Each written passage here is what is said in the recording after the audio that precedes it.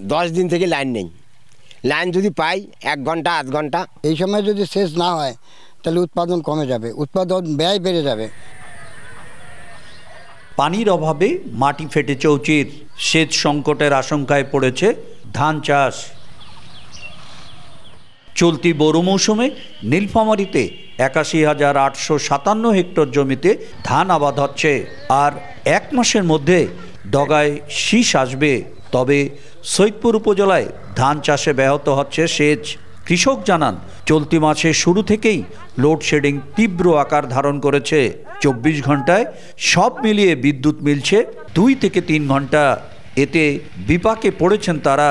ঠিকমতো সেচ দিতে না পারলে নানা রোগে আক্রান্ত হওয়ার শঙ্কা রয়েছে। সেচের দরকার, পানির দরকার আমাদের, এটাই পাচ্ছি না। মানুষ নিয়ে পুষ্কনির পানি ওয়াতে উঠে দিচ্ছি, ইরিবেরি নষ্ট হয়ে যাচ্ছে, জমি ফাটি গেছে। 1, 2, 3 ঢাকায় জমি জিতে নিন 100% ক্যাশব্যাক সহ 20 কোটি টাকার পুরস্কার। বিদ্যুৎ বিভাগের তথ্যমতে সৈয়দপুরে বিদ্যুতের চাহিদা মোট 18 মেগাওয়াট, আর গত 10 দিন ধরে মিলছে 4 থেকে 5 মেগাওয়াট। সংকট সমাধানে গতানুগতিক আশ্বাস বিদ্যুৎ ও কৃষি বিভাগের। সেচ যাতে কোনো ব্যাহত না হয় সেদিকে দৃষ্টি রেখেই আমরা বিদ্যুৎ সরবরাহ নিশ্চিত করব।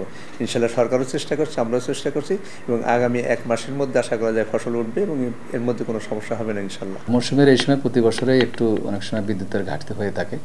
এবছর বিদ্যুতের ঘাটতি যাতে না হয় আমরা এটা নিয়ে কয়েকবার মিটিংও করেছি, যে আসলে কোথাও যাতে ঘাটতি না হয়, বা আমাদের টাইম যেটা পিক আওয়ার 11টা থেকে সকাল 7টা পর্যন্ত, এই সময়টা যাতে বিদ্যুৎ নিরবিচ্ছিন্ন থাকে। নীলফামারী জেলায় মোট 1236টি বিভিন্ন ধরনের সেচ যন্ত্র ব্যবহার হচ্ছে। তার মধ্যে গভীর নলকূপ রয়েছে 220টি। শাকির হোসেন বাদল, সময় সংবাদ, নীলফামারী।